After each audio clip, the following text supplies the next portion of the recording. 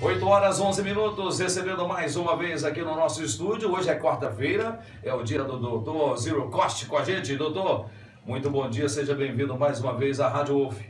Bom dia, Milton, prazer enorme estar aqui com você e com seus ouvintes. Nota 0 para o senhor, só me chamou de Milton.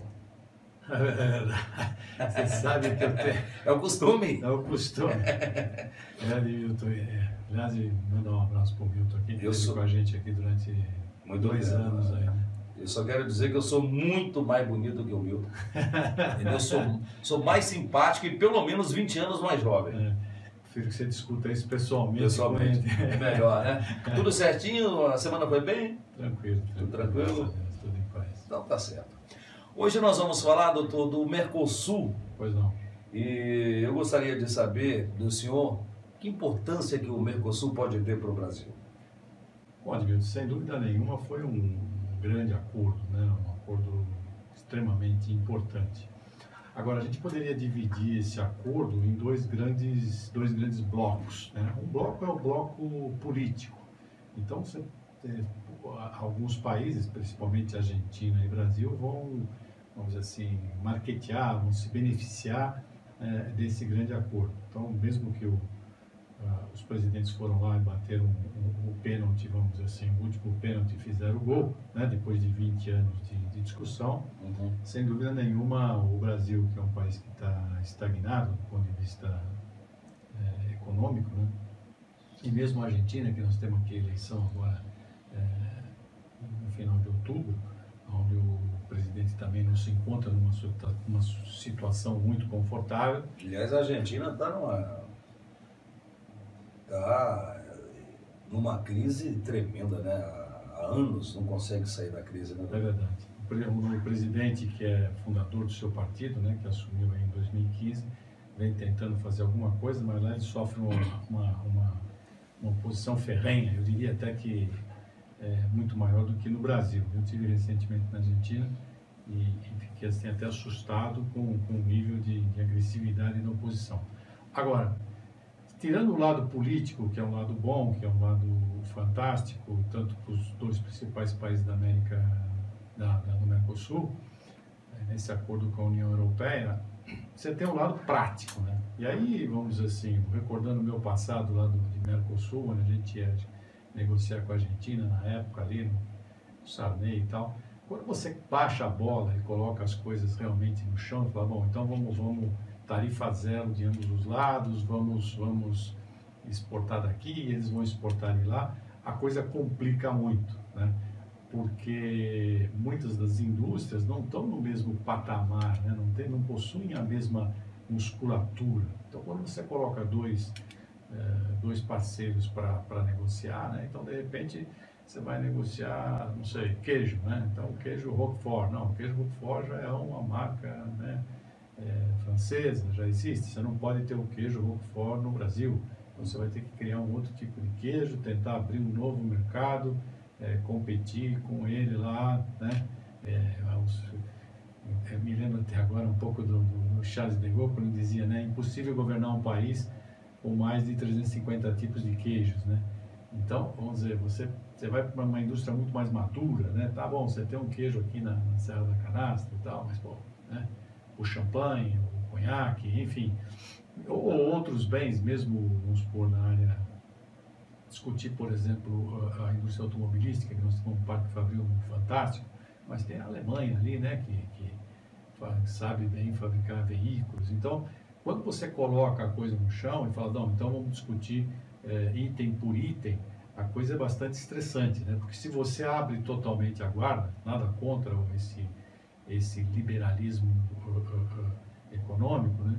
Mas quando você compete em condições desiguais, por exemplo, impostos aqui internos são mais altos, leis trabalhistas menos flexíveis, infraestrutura extremamente defasada, né? Quando você põe os dois empresários para negociar e pensa, bom, vamos atacar o mercado de 100 bilhões de dólares de bens e 40 bilhões de dólares de serviços, mas na verdade é eles que vêm, invadem e ganham o nosso mercado, né? Então eu acredito que é um tema que vai estar na pauta ainda para os próximos, eu acredito, pelo menos 5 anos, né? Tendo aí, vamos dizer assim, o nosso feedback do Mercosul, né? Mas é um passo importante para a gente se inserir nesse mercado. Ocorreu agora, talvez não por tanto mérito do nosso governo, o governo do Mercosul, mas ocorreu, né? Você teve nós temos esses dois titãs brigando aí, né? Estados Unidos e China, e aí a Europa se aproxima da gente, a gente se aproxima da Europa. Eu acho que é muito bom. Agora, do modo geral, vai ser uma briga, uma briga, e eu acho que o Brasil vai ganhar musculatura. Eu acho que isso vai ser muito bom. Falando de uma maneira bem didática, doutor, o que é o Mercosul? Para que o nosso ouvinte possa entender direitinho, porque assim, liga-se o rádio, ouve-se Mercosul, liga a TV, né? Ouve Mercosul. O que é o Mercosul? Você quando não vai vender ou vai exportar para algum país, você pode fazer uma operação bilateral. Então, por exemplo, você tem o Brasil, quer exportar para o Chile. Então, você como empresário, você tem lá alguns órgãos de governo, embaixadas, etc. E vai até o Chile vem daqui, você troca e tenta exportar para eles, eles tentam exportar para nós. Uma parceria, então. Uma parceria. Isso ocorre nesse tipo de acordo bilateral, que é o tipo de acordo que o Donald Trump gosta de fazer, né? Por quê? Porque ele é um país grande, um país forte, hoje o maior país do mundo, né? Perdendo fôlego para a China, mas é. Então ele gosta de sentar com o parceiro e negociar diretamente. Agora, quando você tem uma situação não muito privilegiada, né? É importante que você negocie em bloco. Então, por exemplo, você é um comerciante aqui de Paulínia. Como é que você vai negociar, por exemplo, uma diminuição do imposto, a melhoria do estacionamento ali do local, etc, etc. É melhor você se juntar numa associação de classe, né? E com essa associação de classe ganhar volume, ganhar musculatura e ir até a prefeitura, não sei, falar, nós estamos representando aqui a associação tal. Então, aí você tem essa segunda modalidade, que é juntar alguns países, falar, bom, você é bom no quê? Não, eu sou bom eu planto maçã, sou muito bom em maçã. Eu sou bom aqui na indústria de trigo, eu sou bom na soja. Então, vamos juntar nós três aqui e vamos negociar em bloco. Então, foi feito esse bloco aqui nosso, né, que é os países sul-americanos. Aqui, não, basicamente foi Brasil, Argentina, Paraguai e Uruguai, né? E você teve esse bloco se juntou, né, para poder negociar com mais força junto a esses titãs, né? Agora, isso é muito interessante porque realmente faz diferença você ter não musculatura. Eu me lembro uma época que eu ia muito no começo dos anos 80, eu ia muito para Venezuela.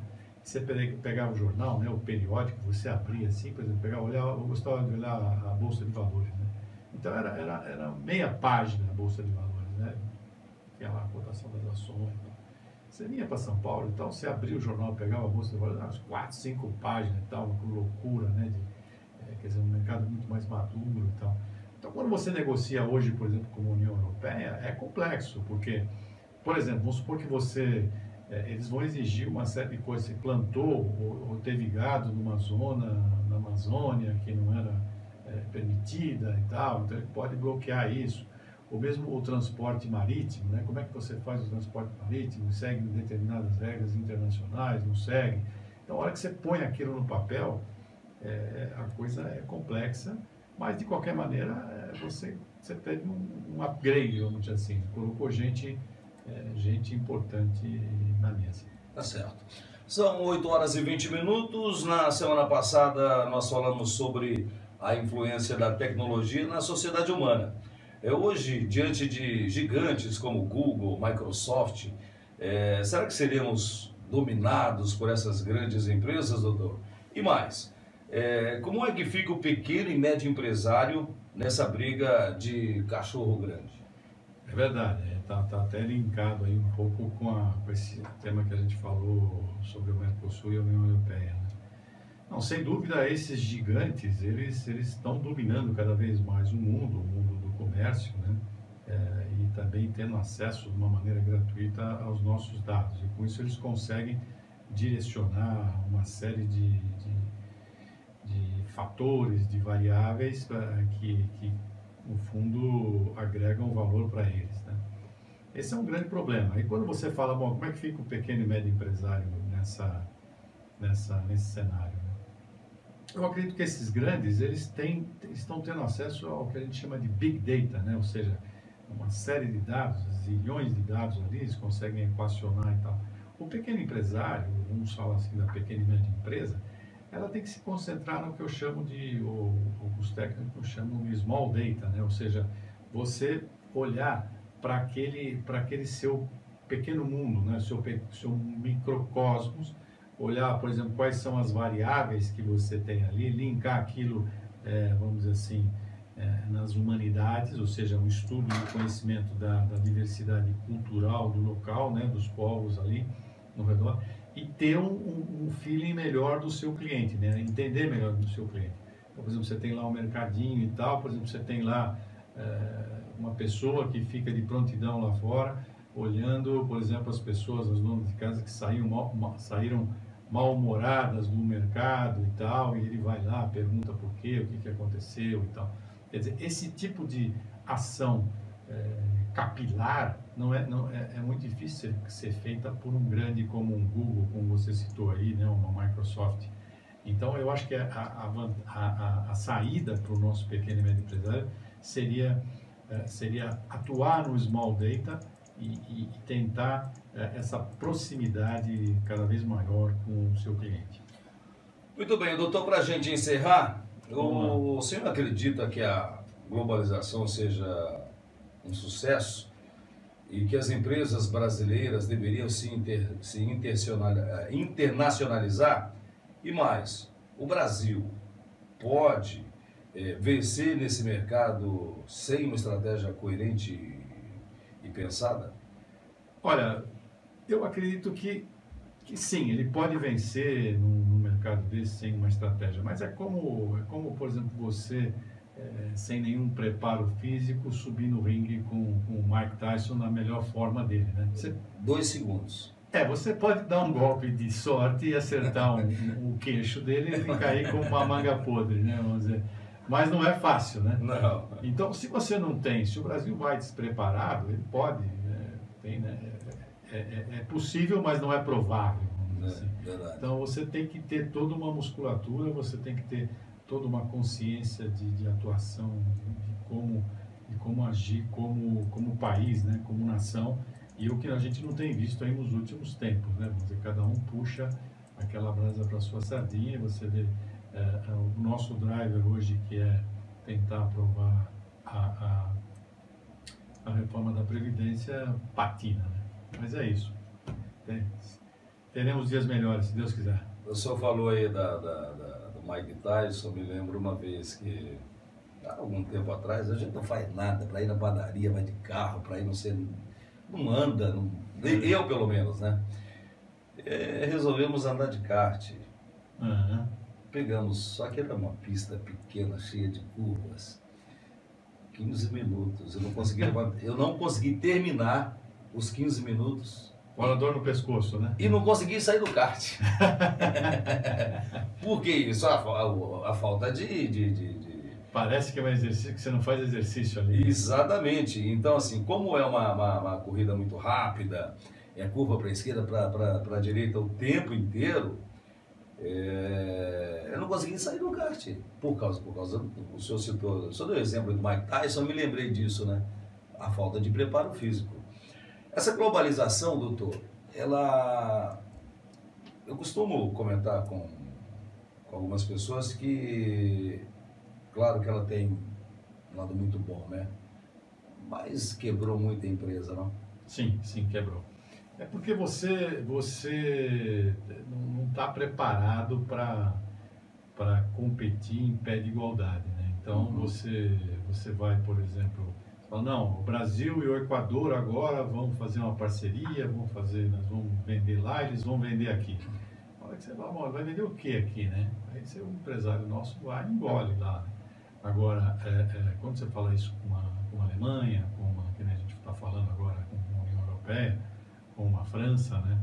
É a mesma relação, né? Então você acaba quebrando aqui Bom, nós temos algumas vantagens competitivas, né? Os únicos países no mundo que conseguem, por exemplo, dar pelo menos alimentação para esses 7 bilhões que estão aí é Estados Unidos e Brasil. Então a gente tem um pouco, ou tem um grande driver aí que é essa nossa força, nossa vantagem competitiva. Agora, o mundo ele está muito inclinado para a tecnologia, né? Então você vê o investimento nosso em tecnologia, em pesquisa, em desenvolvimento, em patentes é muito raso, né? Então na hora que você põe você junto com um americano, né? Que nem você fala assim, bom, nós temos uma fábrica de aviões aqui em Sumaré, né? A Flyer, né? Uhum. Então agora vamos fazer um acordo, é Flyer e NASA, né? Então vamos sentar os dois aqui e vamos decidir como é que nós vamos explorar o espaço aéreo. Quer dizer, não é fair, né? Não é justo, você acaba quebrando algumas empresas. Complicado, viu, rapaz? Porque tudo tem o seu lado bom, tem o seu lado ruim. Um exemplo disso é a internet. O jornal estão acabando. Os jornais impressos, né? Antes a gente esperava o dia seguinte para poder comprar o jornal, para poder ficar bem informado. Hoje, num clique, a notícia ela sai online, na hora que acontece.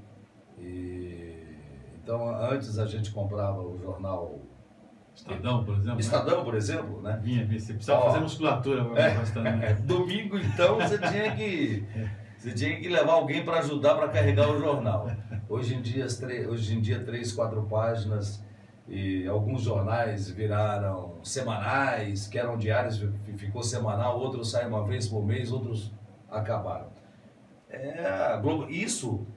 Isso inclui a globalização, isso inclui a modernização, né? Mas é que a gente é saudosista, né? Mas eu acho uma coisa ruim que está acontecendo no seguinte sentido. Por exemplo, o jornal, quando ele tinha aquelas matérias com maior conteúdo, né, que você mergulhava a fundo na situação, você entendia o que estava acontecendo.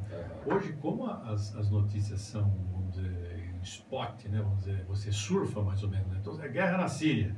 Então morreu não sei quantos, puxa, morreu tantos e tal. Mas você fala, bom, explica para mim o que está acontecendo na Síria. Pronto, né? As pessoas não sabem, né? A maioria das pessoas não sabe. Por quê? Porque você, daquela guerra na Síria, você já pula lá para o Afeganistão, já pula para não sei aonde, para o lobo solitário nos Estados Unidos, e aí quando você vê, muita informação também significa nenhuma informação. Nenhuma informação. Eu me lembro que, às vezes, lá, eu morava em Minas ainda, então sempre me interessei por política e gostava muito, me interessei assim, para acompanhar, não para ser político, eu não tenho nenhum interesse nisso, mas assim, resultado da eleição de 2, 3 dias depois, era um negócio louco, ficava todo mundo na maior expectativa, ia atrás de jornal, ia atrás de ouvir a rádio para poder se informar, né? Hoje, 2 horinhas, a gente sabe, está liquidado, a gente sabe o resultado do Brasil inteiro.